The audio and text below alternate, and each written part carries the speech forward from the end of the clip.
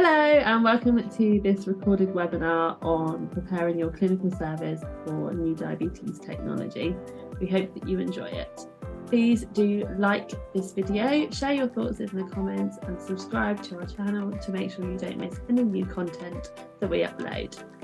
Plus, check out our website www.diabetes-nnf.co.uk to see what other training opportunities we are delivering.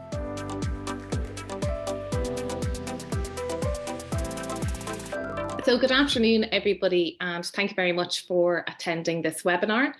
As you've heard, my name is Forde. I'm an endocrinologist in Beaumont Hospital, and I'm delighted to be here today to talk about setting up effective pump starts and to share with you our experience in Beaumont of conducting larger group pump starts over the past year or so. So just by way of introduction then, and this data might be a little out of date now, but this work by Kajewska published in 2020 is probably the most comprehensive analysis that was done on insulin pump use in type 1 diabetes in Ireland to date.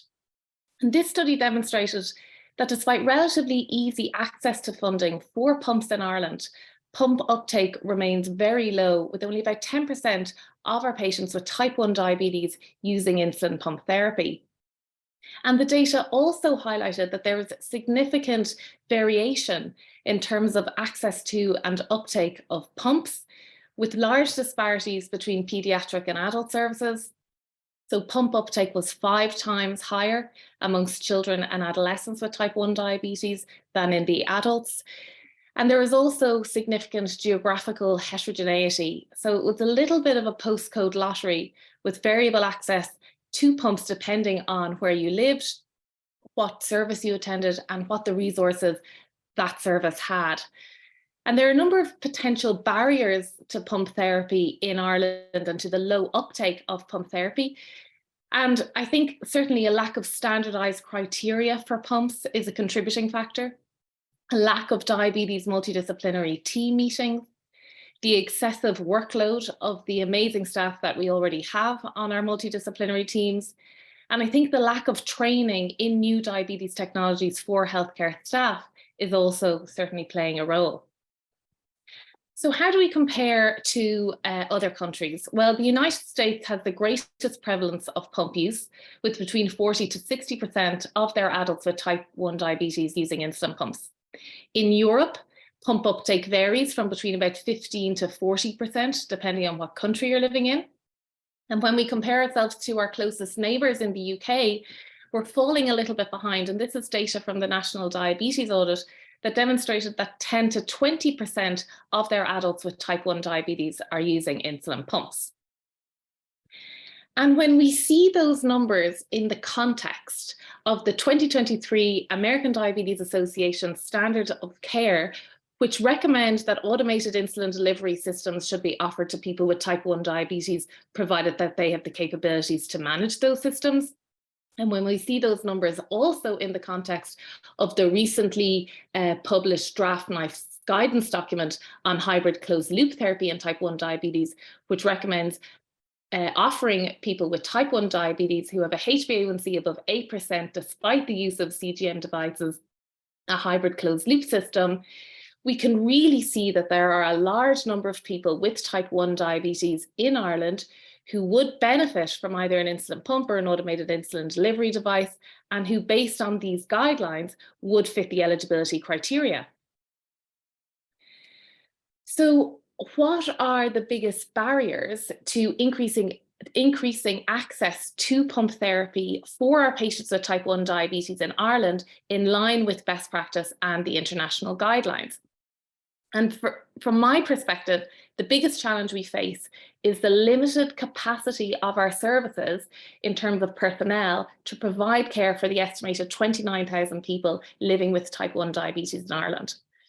People with type 1 diabetes are now living longer, and there is a complexity in managing people with type 1 diabetes in the context of frailty and other comorbidities.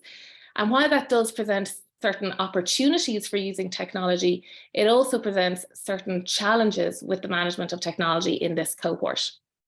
And finally, the speed at which technology is advancing can be a little bit overwhelming. And getting to grips with the new technology and the new tools that we have for managing diabetes, as well as the various data management platforms that come with those tools, that requires regular upskilling and additional training on top of an already heavy workload. So how are we going to increase access to tech for people with type 1 diabetes in Ireland?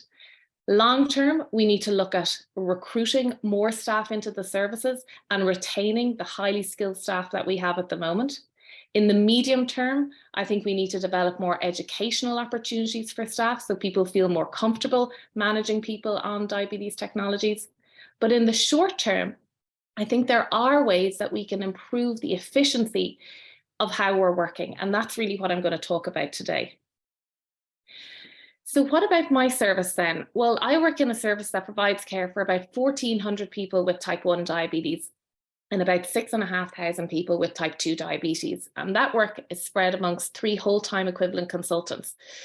We also have 1.5 candidate AMPs, we have 3.6 diabetes nurse specialists, 1 clinical nurse manager in the Diabetes Day Centre, 1.3 staff nurses, 2.6 dietitians, and 1.6 podiatrists. We run a busy day centre 5 days a week. We run specialty clinics. And in terms of technology use amongst our type 1 diabetes cohort, we have about 500 on intermittently scanned, on real-time CGM, 270 people on intermittently scanned CGM, and people using sensors in conjunction with pumps and AID systems. We have about 118. So about over 60% of our type 1 cohort are using some sort of CGM. And we have about 450 people on pumps. So about a third of our type 1 population are using pumps. Now, prior to 2022, this is what pump training looked like in Beaumont Hospital. So once the decision was made to put somebody on an insulin pump, their name was added to the waiting list. But it was a prerequisite that people did DAPHNE prior to getting onto a pump. So they also had to go onto a DAPHNE waiting list and do training if they hadn't already done so. Pre-2022, pump training took place on a one-to-one basis and was always preceded by a saline start. So patients went on saline in their pumps for about a week and then returned for an insulin start. They then went home and were given pump homework to do, and that involved things like basal rate testing and measuring glucose readings post meals to determine if their carb ratios were right. And they would feed back that information to our team in the Diabetes Day Centre. And there would also be scheduled calls at day 1, 2, and 7 post-pump start, and a scheduled face-to-face visit in the 2nd week after the pump start. And one of our nurses did a process mapping exercise looking at this before and calculated that 1 pump start required about 18 hours of diabetes CNS time. So when we're thinking about looking after 1,400 people with type 1 diabetes, and we're trying to increase access to technology, clearly this process is not going to be feasible long term. And then, of course, in 2020, we had the COVID-19 pandemic, and my service, as I'm sure all of your services, were greatly impacted by this. We had reduced face-to-face consultations. We had the limitations in place by social distancing rules, so we weren't able to deliver group education sessions. We had the redeployment of staff to the acute medical wards and to the front line. We were affected by staff illnesses and absences. And as a result, in terms of the technology services, the priority for us was put on pump upgrades, and there were no new pump starts done in 2020 in our hospital. And so lengthy waiting times for pumps ensued, and that of course led to increased frustration and dissatisfaction amongst our service users, and may well have negatively impacted on patient outcomes in terms of both glycemic control and quality of life. So the fallout from the pandemic really accelerated the drive to try and establish a solution to address the growing pump waiting list in Beaumont Hospital. And fortunately for us, that coincided with the appointment of a candidate AMP in diabetes technology. And so we really had a renewed focus on tackling this issue. And instead of reinventing the wheel, what we decided to do was develop a sort of collaborative effort with the person with diabetes at the centre of the solution, And we aim to really utilise the expertise of our industry specialists to a far greater extent than we had done so previously, and to integrate the expertise of the industry reps with the clinical expertise of our diabetes CNSs to facilitate pump training to a much larger group at the one time. So what did that solution look like? Well, it can be broken down, I suppose, into 3 different processes: the pre-pump preparation, the pump start itself, and then the follow-up. And so now in Beaumont Hospital, if a decision is made to start somebody on an insulin pump, instead of waiting for a place on the DAPHNE course, they're now referred to the dietitian for an assessment of the carbohydrate counting skills. And once deemed proficient in carbohydrate counting to be able to manage a pump safely, their name is added to the waiting list. And in the background, the diabetes team are collaborating with the industry partners to identify a suitable date and time and location to conduct the pump start. About 6 weeks prior to the start, the pumps are ordered. A letter is sent to the person with diabetes inviting them to the group start and detailing the process, as well as giving them any information on pre-pump preparation that is required. About 3 weeks prior to the pump start, prescriptions are posted to patients. 1 to 2 weeks prior to the pump start, we obtain about a week's worth of insulin records so that we can determine the pump settings for each patient, and those are all done in advance of the pump start. An email is sent out to patients advising them to download any apps if that's applicable, so like the MiniMed mobile app for those going on to a Medtronic pump. And a few days before the pump start, the person gets a phone call just to advise them and to give very clear instructions on what to do with their basal insulin in advance of the pump start. On the day of the start itself, we have been conducting these in meeting rooms in hotels. We've been running 2 sessions per day, a morning session and an afternoon session, with 6 new pump starters per session. So that's allowing us to do 12 pump starts in one day. They last 3.5 hours per session with just a 15-minute break to stretch the legs and maybe get a cup of tea. And it's important to remember to bring spare consumables, shark spins, hypo treatments, etc. on the day of the start. The technical training is then facilitated by the industry representative and the clinical training by our diabetes nurse specialist. And in terms of follow-up then, we do a data review with or without a phone call as needed based on that data at day 2 and day 4 pump start, and then 7 to 10 days later, if that person has gone on to a Medtronic 780G, a SmartGuard start occurs, and that's a touch point to link in with the patient at that time. Or if they're on a different system that doesn't require a CGM start or a activation of a closed loop system, they'll get a phone call to make sure they're doing okay. And all of our new pump starters are advised to make contact with our day centre if they have any concerns in between these contacts. And we aim to initiate all of our starts on a Monday or Tuesday so that any issues that happen, we have a little bit of time for troubleshooting during the rest of the working week. So how have these gone so far? Well, actually, the experience of our group starts to date has been overwhelmingly positive. The group dynamics have worked very well, and we found that people very often learn from one another. And we've seen that in other group education sessions and in DAPHNE in particular. It's certainly a much more efficient way to deliver pump education. We obviously save a lot of time by eliminating the saline start. It takes a lot less time for our diabetes nurse specialists, and we have calculated that per pump start with this group start process, it takes about just over 4 hours per pump start per patient at the moment. So that saves 14 hours of very precious diabetes CNS time. And of course, if we're doing more pump starts simultaneously, then the waiting time for pumps reduces, and that keeps all of our patients much happier. And one reason why I think this pump start system and the group start works very well is because with the concurrent use of CGM, with or without automation, we certainly feel reassured, and the patient gets a little bit of extra protection from hypoglycemia, particularly if there's some pre-pump basal insulin still on board. The data sharing capabilities of these new systems really facilitates easy follow-up. And what we found is there's very little need for face-to-face follow-up after these group starts. A lot of the troubleshooting can be done over the phone. Anecdotally, our patients report very high levels of satisfaction with this process so far, and we've had no adverse safety issues or any concerns with these starts. And this graph just shows the impact of changing from one-to-one pump training to group starts and how that has benefited our service. And we can forget about 2020 and 2021 because obviously we were in the throes of the pandemic during those years, but we were fully operational 2019. And with this new group start, this new way of working, we've been able to double our new starts in 2022 and triple our number of pump upgrades. And we hope to continue on this trajectory into 2023 and well into the future.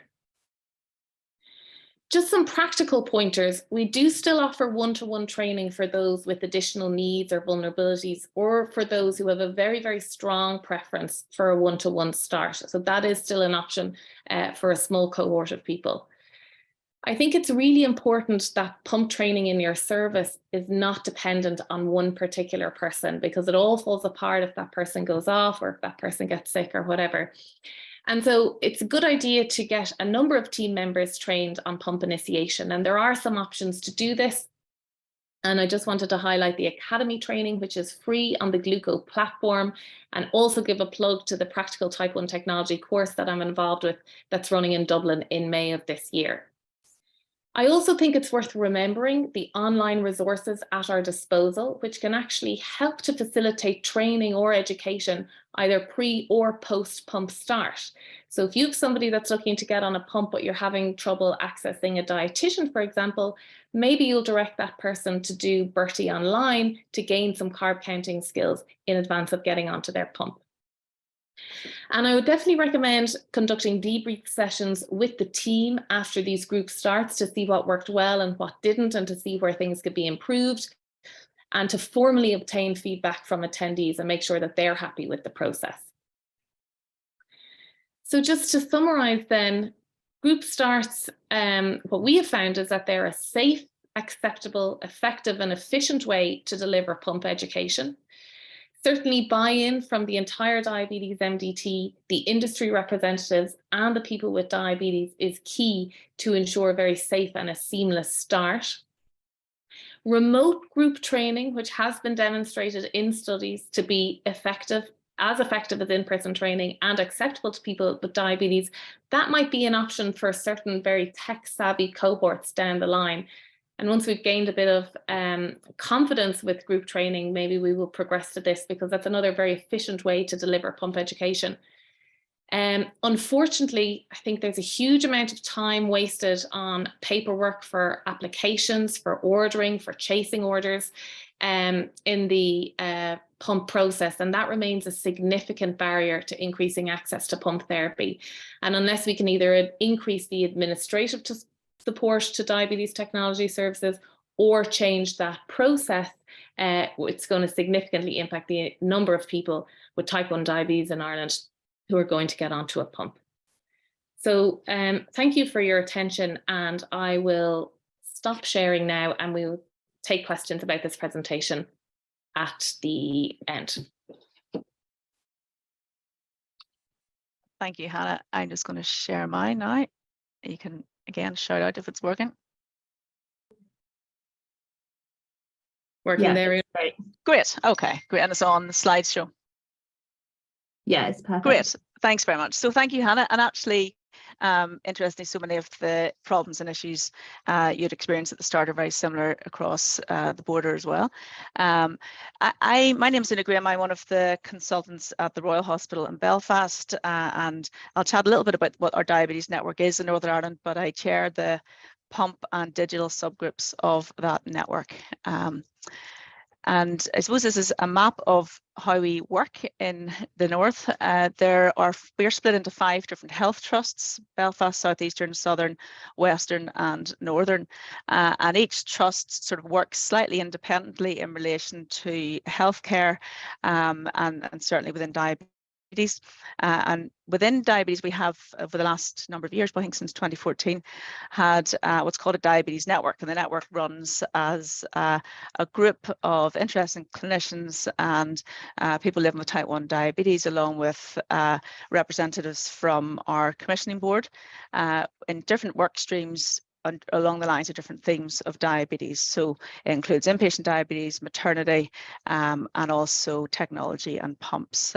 So this is, I suppose, how we integrate and work together.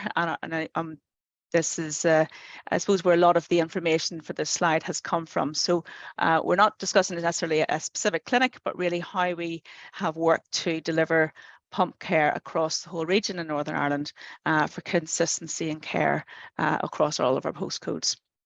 I've just a small bit of data at the start, and it's really looking at adults. There's very different figures for children. And a couple of years ago, we did a sort of snapshot audit looking at people living with type 1 in Northern Ireland, and you can see a similar percentage of about 10-11% of people using pump therapy, with a range, quite a significant enough range, of 7 to 13%, dependent on trust. So these are all figures obtained from individual trusts. And again, on average, the wait time from referral for a pump to assessment for the pump, which is the first stage in starting a pump, was on average across the north 3 years. But this, again, was broken down between the 5 trusts, and the average waiting list, you can see, quite different dependent on where you're living. We also did a snapshot through our network looking across Northern Ireland at people who were on pump therapy. And again, a very rough look at things, but really when we looked across our province, HbA1c is above where we want it to be, and at least 25% of people using pumps, excellent in 25, and somewhere in the middle for the remaining 50%. So I suppose our conclusion there was the access to pumps isn't what we want, and the benefits from pumps aren't necessarily being realised by everyone using them across Northern Ireland. So on that basis, we set out the principles within the pump network, or the pump group of the network. And these are what we were trying to achieve. We wanted equitable access to pumps and support for pumps across the region, regardless of postcode. And that was probably our first priority. To achieve this, we needed to ensure there was adequate healthcare professional support. There's always been a challenge with pump and any form of technology, that the concept that if we don't have enough pumps, let's buy more pumps. But it's highlighting to our commissioners that actually the technology is really only a very small part of the cost, and actually it's the support that gets the benefit from the technologies. We wanted to have standardisation of care across Northern Ireland, so that someone who started on a pump in Coleraine was the same as someone who started on a pump in Lisburn. So it's standardisation. We follow the same process, we follow the same pathway, we follow the same educational guidance. And we wanted efficiency in staff. So we know how staff is possibly one of the most expensive commodities in the health service. So we wanted to make sure that staff were used efficiently and used for their skills. So we didn't want experienced diabetes specialist nurses sitting on the computer ordering pumps and communicating with, sorting out appointments. We wanted to make sure everyone's skill set was being used to their maximum efficiency. And it was very important that transition from paediatric to adult services in relation to pumps was smooth. We have about 30-40%, up to 50% in some clinics, of pump use in kids. So this is a huge issue. And we wanted parents to know that when they move from one service to another, that there's no concerns about getting consumables and replacements and things. And most importantly, we wanted to be responsive to user and provider feedback. So this is a flexible, modifiable pathway. And we looked at what the pathway was initially, and this was delivered across the 5 different trusts. The diabetes team largely took the role of ordering pumps. So again, as I say, senior members of the team were ordering and coordinating dates and times of starts and replacements, who needed to be started, who didn't, coordinating with the company to make sure we get the right dates for everyone to come up. We had to work out when replacements should be timed in, advanced pump training, which again was different. All of this was alongside a busy job of also managing inpatients and all of the other things that we do within the diabetes world. But also consumables are a huge amount of things to consider. The consumables across Northern Ireland, at the minute, we have about 30 different ordering systems for consumables across the one area. So it's a huge challenge for staff and obviously people with diabetes. If they just move house, it creates a whole new system for them. The support and education for patients, but also for healthcare staff, was again quite variable. And for the people who live with diabetes and want a pump, they're on a huge waiting list depending on where they live. There can be delays in getting the replacements as opposed to their warranty, depending on their warranty. And a lot of people went beyond their warranty for a period as well. There's variable availability of being offered advanced pump courses. And as I said before, not everyone was getting the full benefit from their pump. And as we talked previously about the challenges around consumables and the challenges around transition. So we wanted to design a pathway which made it easier, but also better and more efficient. And we now we're putting forward a process where we have what's called a regional hub.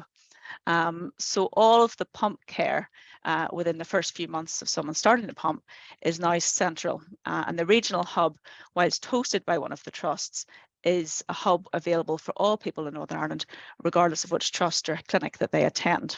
And we'll discuss exactly what that means for the patient in a second, but I suppose the benefit of having a regional process for pumps is everything's the same. There's a huge admin support, and you mentioned, Hannah, as well, the need for admin. It's hugely important that we have a good admin structure, and the hub will employ a team of admin staff to do all of this, order the things, make sure that everything's delivered to people's homes, and take on a huge amount of work, which has traditionally fallen to the clinical team. It standardises education. We wanted to have people all educated by the same team who are a dedicated pump team and follow exactly the same education process for every patient within each individual's needs as well, to ensure that all people who are starting to pump have the option of attending for advanced pump training, but also that staff have similar training in the new technologies coming through. And finally, it just provides good consistency. We have the same policies with the same processes. We will have a regional multidisciplinary meeting where clinical representation from each trust will meet on a monthly basis and discuss any particularly challenging cases or cases where we're not certain if we can get the full benefit from pumps and different strategies in doing so. And this will ensure, again, good communication across trusts and consistency in practice across Northern Ireland. So to try and illustrate it, we're just going to follow a patient on the pathway, and I suppose it's a difficult concept because I suppose we're very used to working within our own clinics and working within our own departments and maybe chatting with colleagues in different departments, but working as a single unit, as a single region is very, very different. So when I refer to trust, this is the clinic, I suppose, that the patient is attending. So it could be in Belfast, it could be in Antrim or Derry. So the patient's own clinic or their own team will chat about pumps and refer for pump assessment. The assessment for pump will happen within their own clinic because this is the team that know them best and they can talk through the pros and cons of pumps. And if the patient is keen to start a pump and if one feels that is suitable, a contract is completed at that point. And this is just a very quick snap of the contract, but it's essentially saying, this is what an insulin pump involves. This is what we will do to try and help you with your pump. And this is what we expect to try and ensure that the pump is used safely and to your benefit. So once the pump contract has been signed and referred on to the regional pump hub, the regional hub then takes on this patient's care. And the hub is a team of specialist nurses, specialist dietitians and administration staff. The admin arranged for all the materials to be delivered to the GN's home, and they book a date for the pump start education, and this is delivered alongside specialist nurse and industry. The patient then attends for a 3-month follow-up of telephones and emails. Sorry, the dietitian is also involved in starting, which is seen in this slide here. So this is kind of the pathway once someone has started their pump. They start from here. They get started with a specialist nurse, specialist dietitian with industry support, and it takes about 3 hours. This may be done as an individual, depending on their needs, or in a group.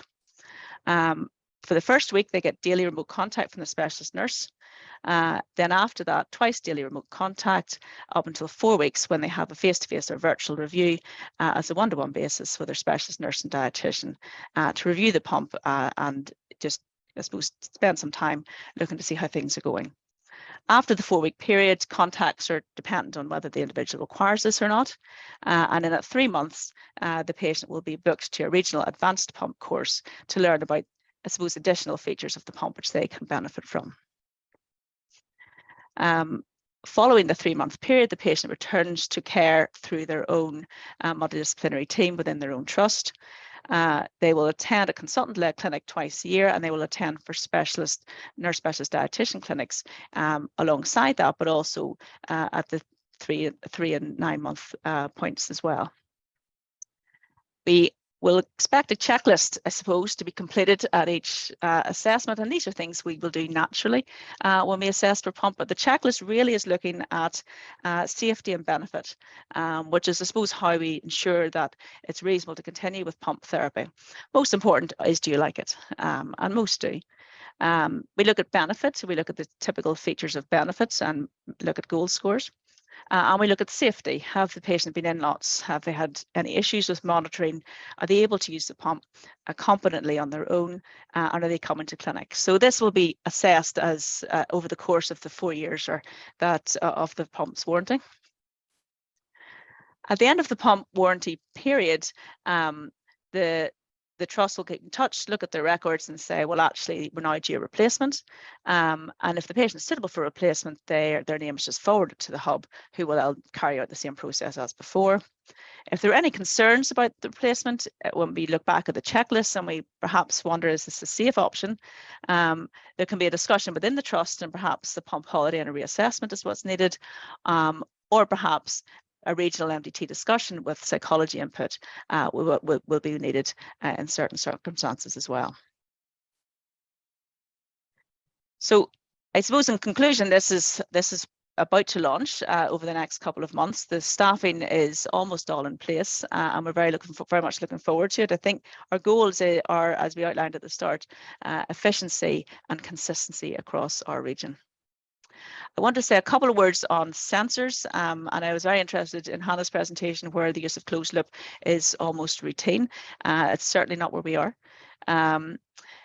We have sensors which are on the NHS tariff and sensors which are not. The NHS tariff is decided upon in England, and we follow the same process as those. So whichever's added on to the English tariff, we can prescribe through GP practices in Northern Ireland. So for type 1 diabetes, really, there's no criteria. If you have type 1 diabetes, you're offered any of the NHS tariff sensors. At present, we review these as a group at the digital subgroup, and at present the ones which we have made available on the pathway are Libre 2 and Dexcom 1. There are other sensors on the pathway, but at present they don't necessarily meet our criteria, so it's just 2 that are available. And about 80% of people in Northern Ireland are using one of these 2 sensors, majority Libre because it came out first. Type 2 diabetes has recently been approved for CGM use in certain circumstances. So if these are the NICE criteria, so I'll just read through them quickly. More than 2 injections a day with another issue such as hypos, impaired awareness, another reason why you can't check, for example, rheumatoid arthritis or so on, or would otherwise be checking lots of times a day, or perhaps would require care for injections for monitoring otherwise. So at present, we have excellent access to sensors for type 1 diabetes and some access for people living with type 2 diabetes. The challenge comes with the non-NHS tariff sensors. These are sensors which we cannot prescribe through practices, and we are familiar with what they are: Medtronic, Libre 3 and Dexcom G6. At present, there is no formal funding pathway. Adults anecdotally get this for severe hypoglycemia and a sort of very much individual basis across trust with very, very small numbers, and great variation across Northern Ireland for children, and extremely dependent on your postcode. This is an ongoing work we're doing within the digital group with the commissioning team, who are very aware of this issue and the need for this. They're aware of the rapid improvements in technology which are going to require a stance on this from the funding perspective. And there is soon to be nice guidance for closed loop technology, which hopefully will help the case here.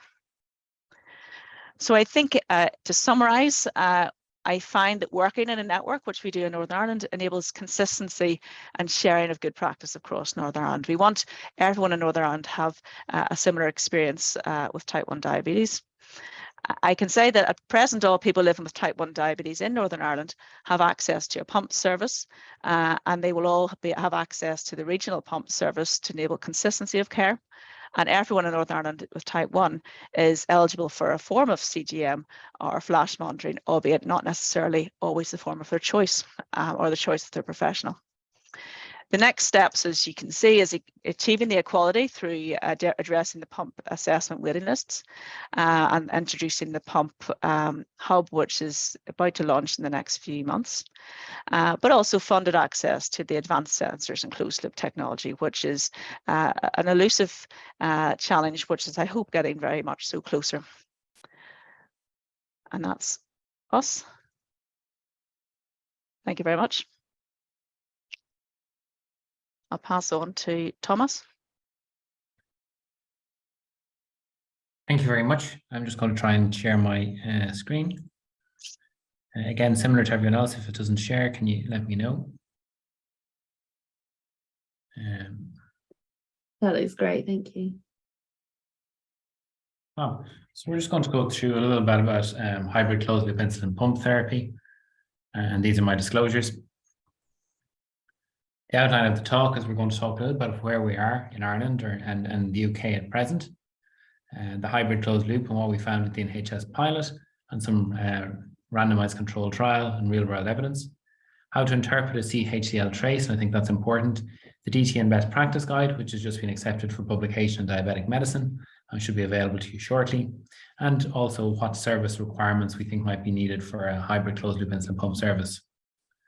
So at the moment, and this is data that was published by colleagues from Galway and from the UK in diabetic medicine, looking at the proportion of individuals living with type 1 diabetes who have a HbA1c within the suggested target range. So as you can see in Ireland, the proportion of adults greater than 24 years who have an A1c less than 7.5% is 24.5%, and in England is 28.8%. And there's a substantial difference between Ireland, England, and our European neighbours. For example, Germany is almost double the number of people living with type 1 diabetes within the target range. And one of the differences is the access to technologies. This data was prepared prior to the widespread use of hybrid closed loop insulin pump therapy. So at this time, people would have had access to CGMs and insulin pumps. Recent data has suggested that if you're diagnosed with type 1 diabetes today, age 10, you will live 10 years less than someone age 10 who is not diagnosed with type 1 diabetes. And that's in Ireland. And there's a significant, again, disparity between Ireland and other countries. And this is something we need to work on. The traditional technology pathway, and this was published by colleagues in 2019, shows that the standard of care for type 1 diabetes then was structured education, 4 to 10 finger prick blood glucose measurements per day, download and review dose optimization. And if your HbA1c was raised or you had disabling hypoglycemia, you could advance to monotherapy, which would include insulin pump therapy, Libre, or real-time CGM. Occasionally, people were able to get access to both, but there was no hybrid closed loop insulin pump. And in a short space of time, which shows how quickly things are changing, the standard of care has changed. Now, standard of care involves multiple daily injections with smart connected devices, and this can be the Novo pen, the Medtronic N pen, or the Tempo Connect when it's available, and continuous glucose monitoring, either real-time CGM or flash CGM. If the person is not meeting their individualized goals on this therapy, they can advance to insulin pump therapy or hybrid closed-loop insulin pump therapy.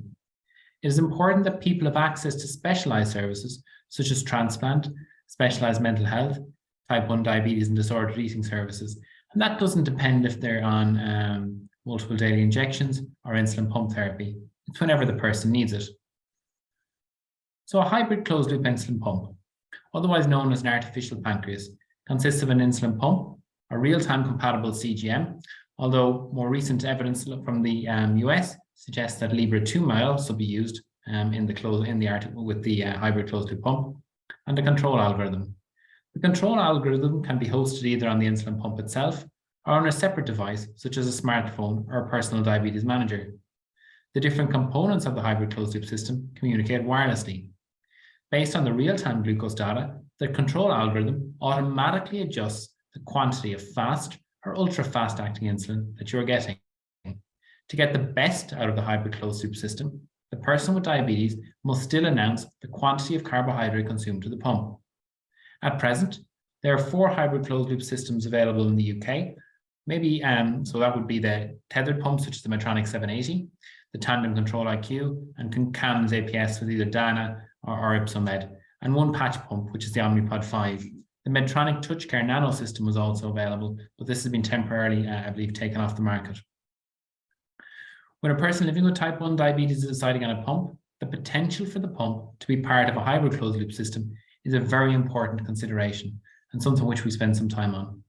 So you might all be familiar with the Malcolm Gladwell 10,000 hour rule. So what Malcolm Gladwell says is it takes 10,000 hours to become an expert, or to become an athlete, to become a really good athlete. And let me show you this data. So I'll let you all think for a moment as to what this might be. And you can see a golf ball. The first one was a golf ball. So on the left, we have Rory McIlroy's driving accuracy on the PGA Tour between 2013 and 2022. And as you can see, he hits the green between 59 and 67% of the time. And on the right there, you can see my accuracy of hitting the green.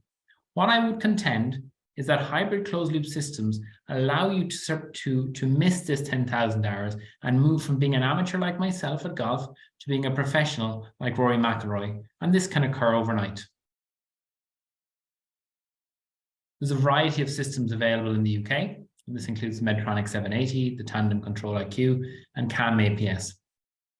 Each one has slightly different licenses, different parameters, different target glucoses, what parameters you need to adjust, and what can be overridden. And when you're counseling a person living with diabetes on the pump that might best meet their needs, it is important to be familiar with the licenses, the adjustable parameters, and how each pump operates. It's the finer tweaking points of these pumps that really make a difference to the person living with diabetes in terms of whether they can get the best out of the pump and whether the pump can meet their lifestyle needs. Again, to flag one thing is only the CAM APS is the only pump licensed in pregnancy, for example. I worked in the UK with Professor Chowdhury, and at that time, the NHS announced the rapid rollout of a hybrid closed loop technology pilot in England. The criteria to become part of the pilot was a laboratory A1C greater than or equal to 8.5%, using Freestyle Libre for 3 months, and that could be Libre 1 without alarms or Libre 2 with alarms, and an insulin pump therapy. I think you'd all agree this is probably a level of care that we're not giving the majority of people living with type 1 diabetes in either Ireland or Northern Ireland at present, in the fact that they won't have access to insulin pump therapy. As Hannah identified, only about 10% of the Irish population in 2016 had access to pump therapy. And we've done a protocol to analyze this data, and that protocol is published in the British Journal of Diabetes. And very soon we'll be releasing this data, some of which is available in the NHS consultation or the NICE consultation document, technical consultation document for hybrid closed loop. And just to give you a flavour of what this might look like in Leicester. So in Leicester, we started about 50 people on hybrid closed loop insulin pump therapy, all with an A1C of greater than 8.5%. And there was a substantial reduction in A1C from a mean of 77.61 millimoles per mole to 60.27 millimoles per mole, a reduction of 17 millimoles per mole. And I would ask you all, if you know any other therapy in either type 1, type 2, or other forms of diabetes that gives you such a substantial reduction in HbA1c. So that's the kind of pilot data. Now some real world evidence. So if we look at Tandem Control IQ, this is a retrospective analysis of Control IQ technology users who uploaded data to Tandem T-Connect web application as of February 11, 2021. Users were aged greater than or equal to 6 years with greater than 2 weeks of continuous glucose monitoring data and greater than 12 months post-Control IQ technology initiation. In total, 9,451 users met the inclusion criteria. 83% had type 1 diabetes and 17% had other forms of diabetes. And again, that would be quite different to what we would see in Ireland or Northern Ireland. The mean age was about 42 years and about 50% were female. The median time people were in automation was 94% over the observation period. And of the users, over 9,000 had greater than 75% of their CGM data available. At baseline, the median percent time in range was 63.6%, and this increased by an incredible 10% to 73.6% for the 12 months of control IQ technology. Median percent time below range was consistent at 1%, so an extra 10% time in range with no increase in hypoglycemia. Truly outstanding. And if we move to Medtronic, this is data uploaded from August 2020 to March 2021, and people in Italy, the Netherlands, Sweden, Belgium, UK, Finland, and Switzerland. And it shows the impact of initiating hybrid closed loop therapy. What we can see here is that people living with type 1 diabetes had a mean GMI of between about 6.7 and 6.8%, with 76 to 78% time in range. And I would ask you all, what proportion of your clinic do you see that have 76% time in range? And the difference, this is pre-initiation of advanced hybrid closed loop versus post-initiation. There was a significant increase of almost 12% time in range with the Medtronic 780G. What we can see here is Tandem, Medtronic, still 10 to 12% initiation. Now, haven't been able to find any real-world evidence for CAMs as of yet, but this is the first New England Journal of Medicine paper looking at CAM APS. And at the time, it was the largest open-label, multi-center, multinational, single-period, parallelized randomized control trial of closed-loop therapy. And those people from the UK and 2 centers in the US. Participants had an A1C of between 7.5% and 10%. And they were on insulin pump therapy for over 3 months. And 86 participants were randomly assigned to the closed loop or to the sensor augmented pump. And the proportion of time that the glucose concentration was in the target range was significantly higher in the closed loop group, that was 65%, compared to the control group at 54%. And that was a difference of about 11%. And since that time, the algorithm in CAM APS, as I'm sure, has been refined. The pump and the CGM that are available have improved. HbA1c was reduced from a screening value of 8.3% to 8% after the 4-week run-in and to 7.4% after the 12-week intervention period. So that was really good. In the control group, values were 8.2% at screening, 7.8% after run-in, and didn't really change to 7.7% after the intervention. There was significant reductions in the time above and below range, and the variability in the total daily dose of insulin didn't differ significantly between the groups. There was 1 DKA in the closed group, and we're going to talk a little bit about DKA and the need to prevent DKA and unexplained hyperglycemia later. So what have people said to me? Well, I really cannot tell you how much this has improved my diabetes control and my quality of life. It really is the answer to all of my diabetes problems. I found the learning curve very hard at the beginning. And this is something we agree with and what we saw as well. My partner and I wish there was less alarms. This brings rise to the term clinically actionable alarms. So when you're setting up the alarms for a hybrid closed loop or any CGM, you only want the alarm to go off at a threshold where a clinical action is indicated. Oops. The HCL system has been the most significant change in my diabetes care. Since I was put on an insulin pump in 2005, it really has changed my life for the better. I feel that I can now plan for the future. This is an incredible system. I thought it would be intrusive, but it gives me so much more control and freedom. And to capture this, we designed a study called PRO-HCL, which is patient-reported outcomes in people living with type 1 diabetes on hybrid closed-loop insulin pump therapy. And this is experiences from the NHS pilot. So we're able to capture data from over 120 participants.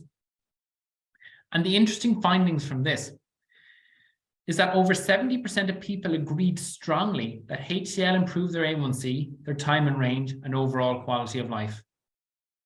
Greater than 70% reported that their blood glucose levels had been unacceptably low or high much less of the time since starting hybrid closed loop.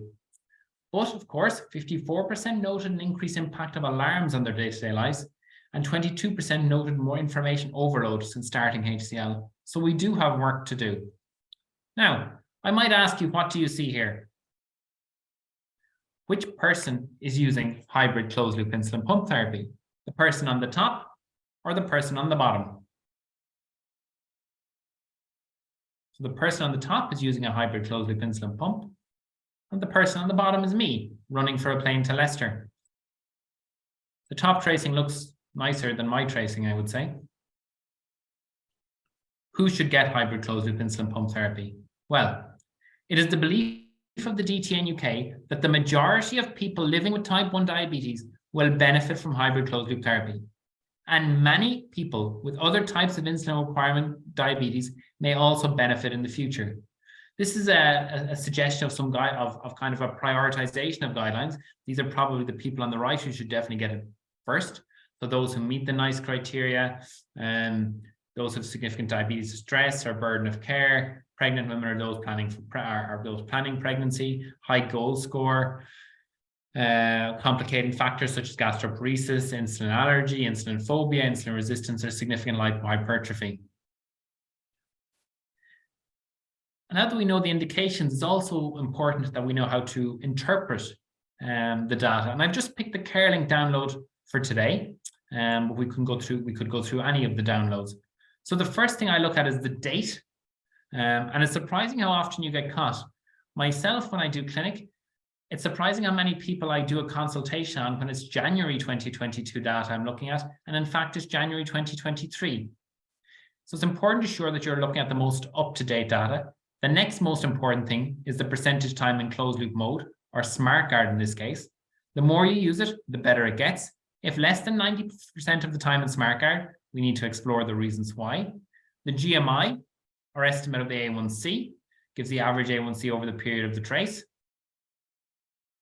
The coefficient of variation is a measure of the spread of glucose values. What we're looking for here is high variability. If the person has high variability, greater than about 36%, we may need to discuss the timing of the mealtime boluses, or if there's some missing mealtime boluses. Hybrid closed loop system is not yet fully closed loop, and to get the best out of a HCL system, a person needs to tell the pump when they're about to have carbohydrates. It is also worth reviewing overcorrection for treatment and prevention of hypoglycemia. You may also want to look at the number of alarms. So if a person is getting too many high or too low alarms, we need to figure out why. The total daily dose of insulin. This gives you a feel for maybe what the carbohydrate ratio might look like, the insulin sensitivity factor, and maybe how you would program the background insulin if the person ever exited hybrid closed loop. Next, I look at the autocorrections. If the percentage of autocorrections is greater than 40%, this may be a sign of overcorrection of hypos, delayed or missed meal boluses, periods of high stress or illness. Below this is autobasal. And we'll speak about this later when we look at the device settings. For set changes and reservoir changes, it is important to do these at least every 3 days. See here, this is a little longer, to minimize the risk of set issues causing problems with hyperglycemia. This is especially important in hybrid closed loop, and we will discuss this later. For meals and carbohydrates entered per day, the average person in the UK consumes between 3 and 5 meals or snacks per day, and about 100 to 150 grams of carbs. If the input values vary significantly from this, it's probably something we need to look into. In SmartGuard, we also look at active insulin time, and this ranges from 2 hours to 8 hours. The algorithm is most aggressive when the active insulin is set at 2 hours and least aggressive when it's set at 8 hours. So it's like a dial of strength. The best results have been achieved when the active insulin is set at 2 hours, but for different reasons, you may want to set it from 2 to 4 hours or even a little bit longer on occasion, particularly if the person is starting with a very high A1C. If there's a lot of SmartGuard exits, and this is true for any of the closed loops, it's important to explore the reasons why. The more time in SmartGuard, the better the outcome. The target time in range on the AGP report is greater than 70%, with less than 4% of time below range. If the person's goals are not met, we'll need to explore the reasons why. A really important point to note, of course, is to suspend the pump if you're taking it off, or else the pump will think that the insulin was given.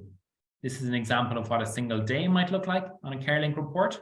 Number 1, or the pink area, is the autobasal controlled by SmartGuard. Number 2, or the small purple, dots are the autocorrections delivered by SmartGuard. Number 3, or the dark purple line, shows that a user-initiated bolus has been delivered. 9.2 is the number of units of insulin delivered. The light purple shaded area indicates active insulin. Number 4, or the orange box, shows the quantity of carbohydrate inputted by the pump user. This is what you can see on the device settings page on CareLink. We've already briefly mentioned the insulin to carb ratio. So it shows the total daily dose. You might divide it into 350 to give you an estimation of what the carbohydrate ratio might look like. So if you were on a total daily dose of insulin of 70 units, 70 into 350 is 5, and therefore your carb ratio will be maybe 1 to 5. The DTN UK Best Practice Guide for continuous pumps gives you detailed recommendations on how to do that calculation and how to do similar calculations for insulin sensitivity. It's important also to make sure that the insulin sensitivity and blood glucose targets are correct, although they're not used in hybrid closed loop, in case the person exits SmartGuard and enters open loop. And for the basal rate, it should be checked at each visit to ensure that the pre-programmed basal rate is similar to what one thinks it should be. The manual mode 24-hour basal should be less than or equal to the auto basal total, which you can see on the assessment and progress page, which we mentioned before. The SmartGuard target can be set at 5.5, 6.1 or 6.7 millimoles per litre. To get the best out of the pump, we recommend setting this at 5.5 millimoles per litre. However, it may be appropriate to start at higher targets and commencing SmartGuard, especially if the A1C was high before starting. Again, to check the values for the high and low alarms to make sure they're appropriate for the individual. And again, that they're not getting too many alarms. This again is an example of how to calculate the start settings. You can take a picture of this if you would like. Again, this data is available in the data like this is available in the best practice guide, which we've published. And coming on to the best practice guide, I might just give you some of the top 5 tips that are available in the best practice guide for the use of hybrid closed loop insulin pump therapy. Again, this is accepted in diabetic medicine and will be available shortly. So the first tip, again, it makes sense. The more time in hybrid closed loop, the more time you are in the target range. So if a person is under 90%, SmartGuard, we really need to explore why. Most people that I've seen in clinic who get really good outputs are hitting the 100% time in SmartGuard or time in closed loop mode. Exercise is different. So traditionally you'd recommend maybe 30 grams of carbs or 0.5 grams per kilo of carbohydrate before starting the exercise. That doesn't work with hybrid closed loop. So if you take a carb load before exercise, the pump will notice a rise in glucose levels and try and give you more insulin to bring down the glucose level. The exact opposite of what you really wanted. So the recommendation for exercise in hybrid closed loop is to turn on the exercise activity. And the terminology for exercise activity is different depending on which pump you're using. So for SmartGuard, it's temporary targets. For Tandem, it's exercise activity, and for CAM APS, it's ease off mode. And you would do this 1 to 2 hours before the activity. Instead of carb loading, 5 to 10 grams of carbs every 15 to 20 minutes as needed for the duration of the exercise. And that really helps to prevent excess carbohydrates leading to excess insulin release during the exercise activity. So hypoglycemia. So if the glucose is between 4 and 6 with a down arrow, you want to find out the why, the when, the what, the how for preventing hypos. So the why is the glucose falling? The what is what quick acting insulin did I take last and how much insulin do I have on board? The when is when did I last exercise? When did I last have alcohol? The how is how will I prevent this going low? Dabbing the brakes rather than slamming the brakes when the hypos occur. And in Leicester, Pratik Chowdhury always talks about the jelly baby rule. So 1 jelly baby or 4 to 5 grams of quick acting carbohydrates if there's a diagonal down arrow or the first down arrow on the suite of arrows that are available. Again, each CGM system has different arrows to indicate the rate of fall. So the diagonal or the first down arrow. 2 jelly babies or 8 to 10 grams of quick acting carbs if there's a straight down or 2 straight down arrows. And again, it's worth noting that the treatment that we would recommend is slightly different from the Daphne hypo treatment. So if it's below 3.5, 5 to 20 grams of rapid acting carbs, below target but above 3.5, 10 grams of carbohydrate might be enough. So you need to remember that for a hybrid closed loop, the insulin has already shut off 15 to 20 minutes before, or even longer, before the hypo has occurred. Whereas with regular pumps or with a basal bolus regimen, this insulin is already on board. So you've already had a reduction in insulin by the time the hypo has occurred. If you feel low and the sensor does not show this, you should always double check it with the finger stick reading.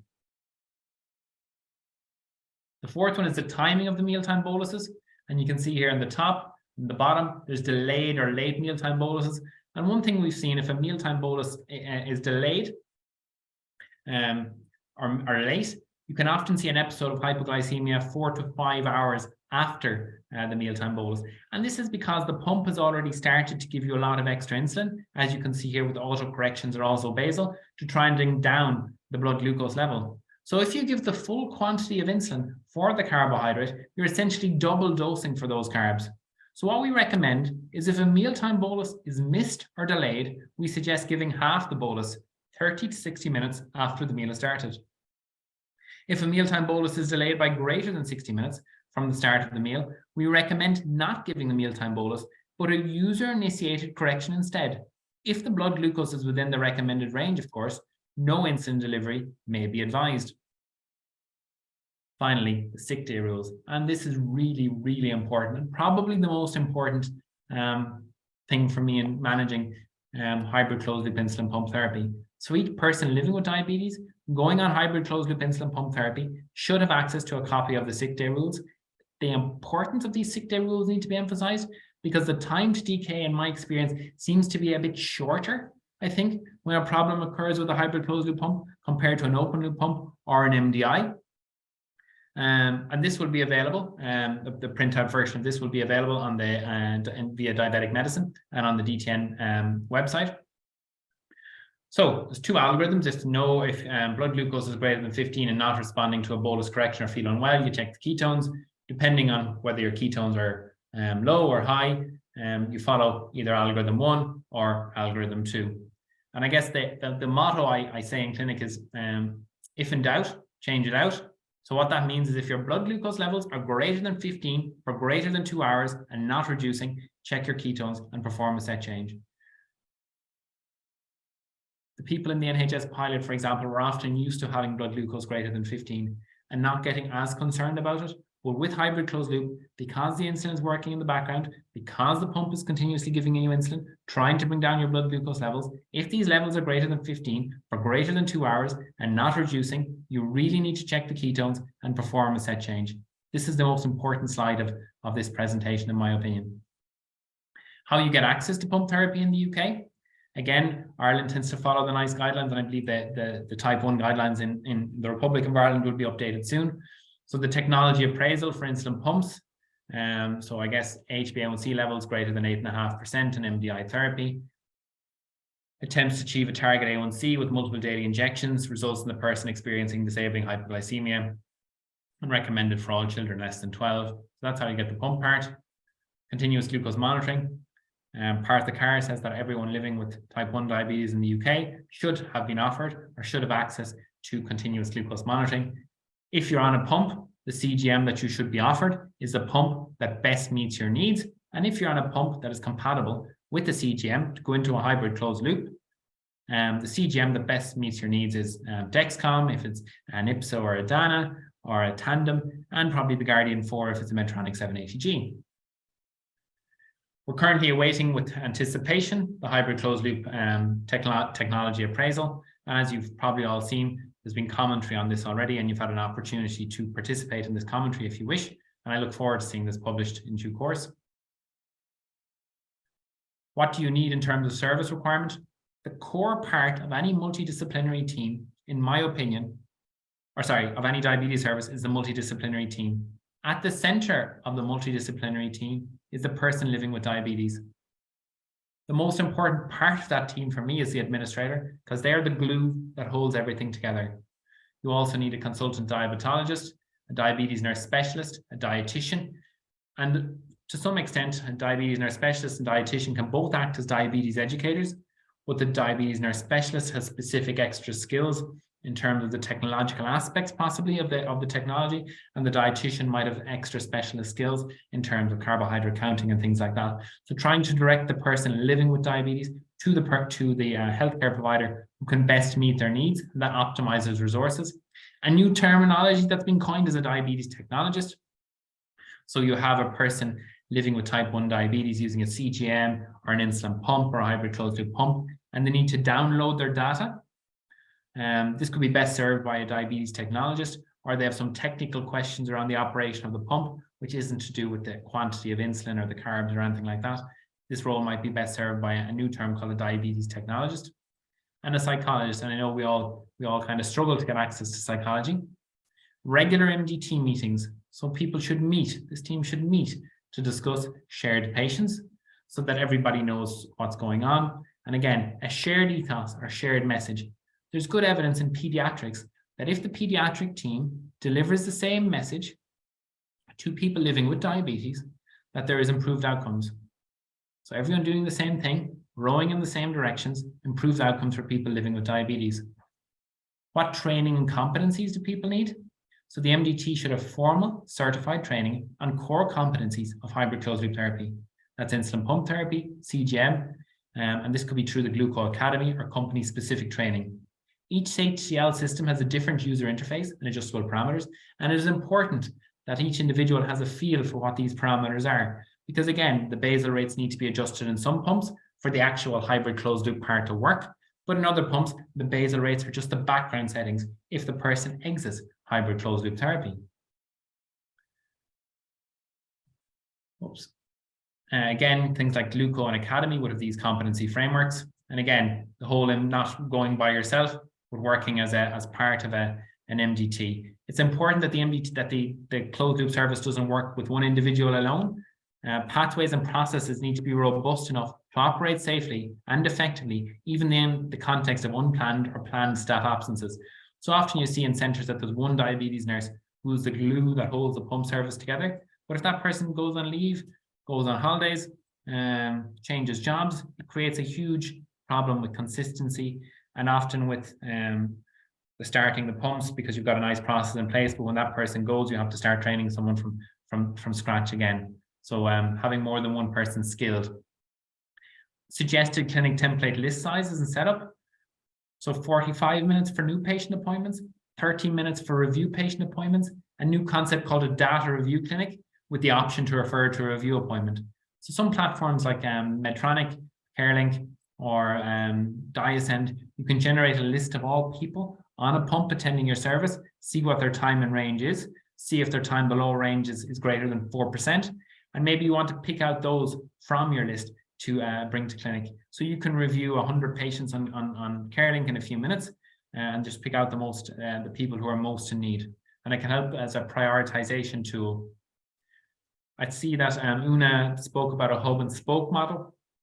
And I think in Ireland and in Northern Ireland, there may only be certain centres that can start the pumps, but that the follow-up can be done in some of the Model 2 and Model 3 hospitals, and maybe the core would be a Model 4 hospital.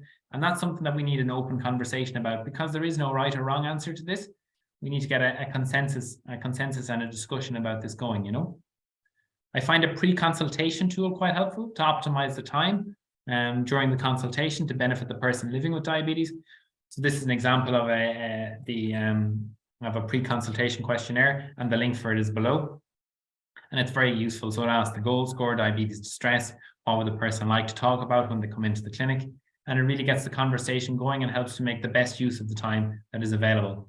So different clinic types would include a physical, the standard physical we've always done, virtual, so you need to have access to a computer and a telephone, rapid access, so for someone who's struggling, they need to be able to come into clinic quickly. And the rapid access clinic wouldn't be something that someone could come to forever, but short, sharp bursts of education or an intervention that can really improve outcomes. As I say, a data review clinic and group sessions. So what I've seen in clinic, there's certain parts of care that I repeat over and over again. So this might be how to give glucagon, how to inject insulin, how to change an infusion set, and it might be better served having drop-in sessions for common themes that come up regularly in your clinic. So a healthcare provider could address 6 people instead of addressing 1. And Hannah gave a lovely example of that and how she sets up her onboarding sessions for people on insulin pump therapy. So 6 and 6. Core infrastructure, so you need good audio visual, especially for the MDT, having a big screen. Hannah, this is new since you left Leicester. Clinic room, so you can have your physical consultation, or a safe space where you can have your virtual consultation. People living with diabetes and the healthcare provider need to treat a virtual appointment the same as they treat a physical appointment and give it the respect that it deserves. How often have we rang someone and you say, well, this is your clinic appointment, and the person is driving the car, or the person is in the shop, and they just can't pull over the car, they can't get out of the shop.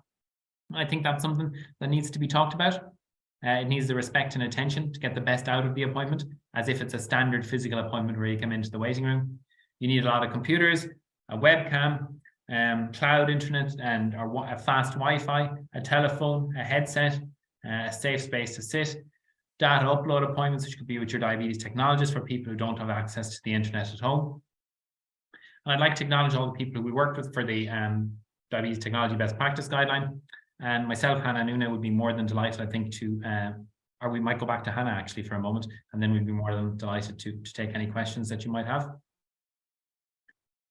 Great. Thank you very much, Tomas, for an excellent overview of hybrid closed loop therapy. So at this stage, I wanted to introduce the All-Ireland Diabetes Technology Network that Una, Tomas and myself have been in the process of establishing over the last number of months. And if any of you are familiar with the Diabetes Technology Network in the UK, this would act as like a sort of sister organisation to that network. And as you've heard today, we absolutely recognise the pace at which the landscape of diabetes technologies are changing.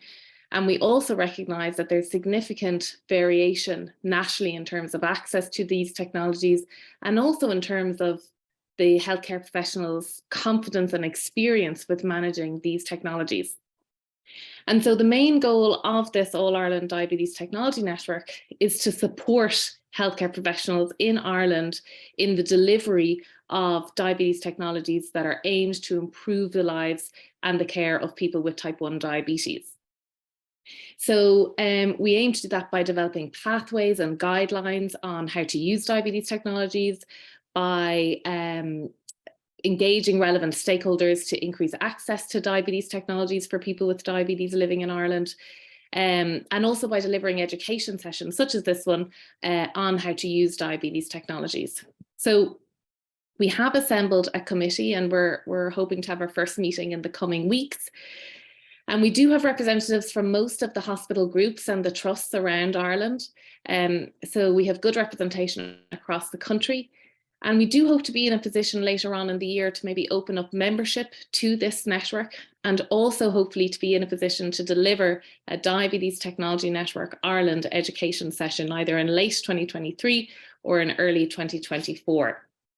And whilst we don't have a website set up at the moment, we will keep you guys abreast of any developments in the Diabetes Technology Network in Ireland through various other lines of communication. And we do have links with the Irish Endocrine Society and Diabetes Ireland, so we will be able to keep in touch with you that way. So without further ado, then we might get on to the Q&A session, and I might kick off here. So I'm just going to go up to the top, and if anybody has any further questions, if you just drop them into the Q&A box. So the first question was actually for me about how much admin support do we have in our service, and the answer is absolutely none. So all of the administrative tasks fall to our candidate AMP in Beaumont, and it's certainly a huge issue in our service. And I don't know, do Una or Tomas want to comment on the admin support or lack thereof in their own services? Yeah, and I think that was what we looked at when we put together the pathway. That's a huge waste of time for specialist nurses to be doing all of that. So part of the new pathway has brought in is about 2.5 full-time admin people who just purely work on pump consumable ordering, communicating with patients, industry to get appointments and things set up. And I think that, as echo what Thomas said as well, it's essential really if you want to use your staff properly and get the best out of this. You need a good admin. In Galway, in my old job, I had a full-time insulin pump administrator, and it was essential to free up time because we had lots of people on Dexcom G6, for example.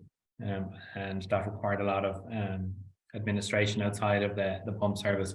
Because again, to order, you said you had, I think, 400, 450 people on pumps. All of those pumps need to be ordered. So you're ordering 125 every year or something like this, on top of the new ones that you're starting.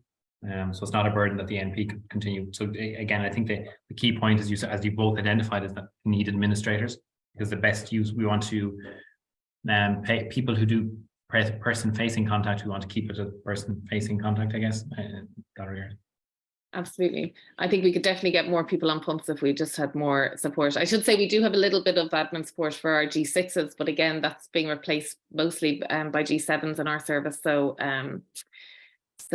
that maybe that person could take on the pumps. And the next question is, I think it was for myself, about if people are not interested in going on to CGM, do we have any experience with putting them on the pumps when we don't have that sort of backup that we can see their data very easily? And we do, and the process would be the exact same. So you obviously have to be very careful with anyone when they're going onto a pump about adjustments of their basal insulin in advance of a pump. And we have performers that we do, reducing doses the day before and then setting temp basals for a number of hours. So once you're happy with that and you think that's safe, there shouldn't be a problem. And then touching base with them, on day 1 or day 2 pump start, it's just the exact same. And we haven't had any issues with anybody who's not on CGM who's going through the group pump start process. But it's nice for us to have that data in front of us. Another question here is about the documentation kept for people starting on a pump. So about training checklists. In my service, we use, there's a standard Medtronic training checklist that very nicely goes through all the different things that need to be included in a training session for onboarding somebody onto a pump. And so we tend to use that and make sure we've ticked all those boxes when we're putting anyone on a pump. I should direct you to the Diabetes Technology UK website. We wrote a guideline during the pandemic on how to remotely onboard people onto insulin pumps. And there's a lot of appendices in that guideline on the various checklists that people need to go through to safely get onto a pump. We don't necessarily co-sign them with the patient. We upload them onto our diabetes database. But if you're looking for checklists, I would go to the Diabetes Technology UK network and access that guideline, which is available. The next question then is for Tomas regarding the FDA approval of Libre 2 and Libre 3. Does this mean that published research about the safety and efficacy of DIY closed loop systems is now seen as an acceptable alternative to commercial systems? Thanks, Hannah. I think I love the way you smile at this. This is not a simple question ultimately, because well, I suppose I can only offer my practice. I'll offer support to anyone who wants to go on a DIY system. I'll provide them with their sensor. I'll provide them with their pump. But there's a caveat that I can't help with the algorithm, because I'm not, they have to go and learn how to do it. And I think most centers would probably offer a similar level of support, that it is the individual's own decision to go on to DIY. We're not going to obstruct that, I think. But at the same time, we only have a skill set. And again, if you want to ask me questions about what you think your carb ratio should be, what you think I can offer opinions, but again, I can't do the back end. The Dana Lewis paper in the New England Journal of Medicine does indicate that the DIY systems used there are safe and effective. And there's ongoing research looking at cheaper pumps. So they hope to make a pump for under $500, and how that might be used with the DIY system. So I've been very vague, hopefully, and I think the answer is vague. And I think the situation is quite vague as well. Perfect. Thanks, Tomas. Question for Una. Una, how many new pump starts do you expect to be able to do on an annual basis in the new regional service? Oh, I think you're on mute. So it's a straightforward question, but unfortunately, I don't actually have the figure in my head. There's a pump coordinator coordinated, but it's I can't. I'm not going to lie. I don't know the exact figure. Maybe one for Tomas, you can tell us about your experience with this and the pilot. In terms of the HbA1c reduction that we see immediately with starting people on closed loops, are people starting on closed loops being referred for regular eye screening to minimize the risk of deterioration in retinopathy? So my suggestion for this is that if there's active eye disease, that should be looked after before they go on to hybrid closed loop. If you're concerned about worsening eye disease, I start on on what I would perceive as weaker settings. So we'll use Medtronic 780G as an example. Like, we can't go into each pump today. So for 780, use the target of 6.7, an active insulin time, which could be longer. So greater than 6, you can go 6 to 8 hours, and that's really weak. If you really want to be absolute, like, the weakest setting is exercise mode, and I've done this. So you get them to renew exercise mode every 24 hours for about 2 to 3 weeks. That brings them down a little bit. And again, if there's any concerns, if they report any signs that might be suggestive of worsening diabetic retinopathy, I get them seen by a local ophthalmologist. But again, anyone with active eye disease, that should be addressed and treated, in my opinion, before they go into hybrid closed loop. I agree. And certainly in our practice, if we have somebody who's starting off with a very high HbA1c, you know, they need to have an up-to-date eye screen within the last couple of months. I think that's really important. We don't want to be causing more problems for people. No, sorry, and I should qualify. Yes, we asked everyone before they started on hybrid closed loop if they've had up-to-date screening, and if they hadn't, they would have been kind of referred for that as well. Okay. Another question for you, Tomas. You mentioned the basal should be less, the basal in the background basal or the backup pump settings should be less than the auto basal amount. Should it not be greater than or equal to? Would you not expect to need more basal out of auto mode because the person would not be getting auto corrections? More of a safety thing. I agree with Hilary. I think that's perfectly correct. The reason it should be less, I think, is you're hoping, if you're in SmartGuard, that the exit should be for a very short period. So the priority for the exit period is to remain safe, even if your blood glucose levels go up a bit, rather than to have the exact perfect basal settings. So if you think about it, the person, if they exit for say 2 hours, that person will be used of the insulin shutting down if they're going to go low. So if you have really aggressive basal rates, I don't think it's quite as safe. But again, if you're going fully open loop, yes, you are right. It should probably be greater than the auto basal. I think, and what we do is calculate it to be about 40 to 45% of the total daily dose. And a question, Tomas, on closed loop and activity. For longer duration activity, that's quite challenging. Small amounts of carbohydrate won't meet the physiological needs for energy, and the person may need to take more on board. If activity mode and drizzling in carbs isn't working, do you recommend coming out of SmartGuard? Again, I think that's a tricky question because there's a variety of different pumps available. Did you ask about Smart? Sorry, you've asked about SmartGuard. So for the Medtronic 780, I think if you have your temporary targets on for 2 hours before, for the duration of your activity and afterwards, and then you're giving 10 grams of carbs every 20 minutes, and that's not sufficient, yes, I would recommend coming out. But I haven't come across a situation where that's needed to happen. I've seen people on SmartGuard run marathons. So again, yes is the answer ultimately if it's not working. Okay. Another question here, closed loop in CF4D. Any experience with that? No, me either. Una, have you used it in CF patients at all? No, we in Northern Ireland, unfortunately, we have very limited experience in closed loop in general. Very few, and certainly not in the cystic fibrosis population. I would observe though, I don't see any, again, if the situation warranted it.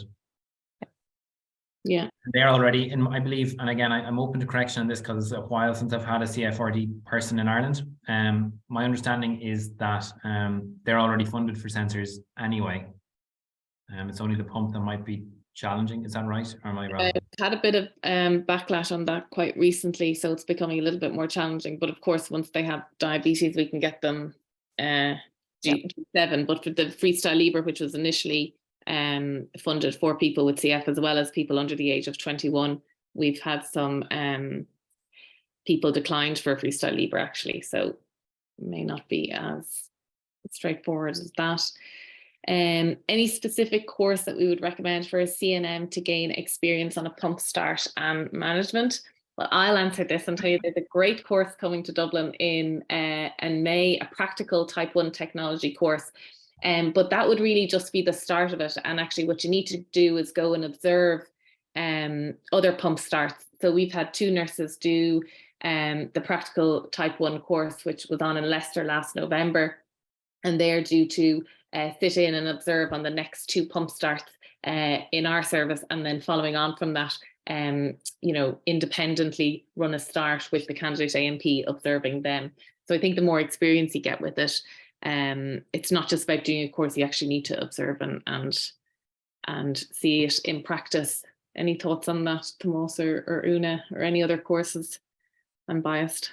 Yeah, well, there's loads of courses. I think that's the point, and I think there's another one coming up from the 16th of May, and Diabetes Technology Network have constantly got courses going. So I think just watch their site. Yeah, we'll never be short of education. Another question here. Tomas mentioned using a higher target on starting HCL in certain circumstances. How long do you leave it at the higher target for before reverting to the 5.5? As long as you want is the short answer. I guess there's no rush bringing it down. I've left it for months and just bring it down, leave it on it for 6.7 for 3 months if you need to. You can leave the active insulin time longer if you need to. Each case is quite specific, I guess, and it depends what the healthcare provider and the person living with diabetes are comfortable with, following shared discussion and shared decision making. No right or wrong, or no duration. Okay. A question here about have any of us performed a cost benefit analysis in starting a pump service, reduced ED visits, severe hypos, DKAs, or reduction in costs for other complications? So I haven't. No. But neither I think neither do we need to. They're Yeah, NICE exactly. NICE is there for that reason. So NICE review every new treatment coming through, and only if it's cost effective is it released. So and I think when people ask us, whenever we want to develop a service, well, you have to do this and the other, there's a whole team of people who've done it for us. So and so I think if we follow the NICE guidance, which is very generous, we are performing cost effective care. And they take all of that into consideration, ED and particularly long-term complications. There's no specific, from what I can see in the literature, and I was looking this up recently, there's no specific data published to date showing what the reduction in severe hypos and DKA admissions will be with hybrid closed loop. The data is about pumps and CGM separately. And I guess hybrid closed loop technology is nearly too new to have that data published. And the last question here is, what do we advise in the context of alcohol consumption in a hybrid closed loop? Do you change to a temp target? My own experience is that actually the closed loop manages it quite well. I don't know, Tomas, what do you? I think if you're having it depends what alcohol looks like, because alcohol looks very different for different people in Ireland. So I think if you're having a glass or two of wine, I think the closed loop covers it quite well.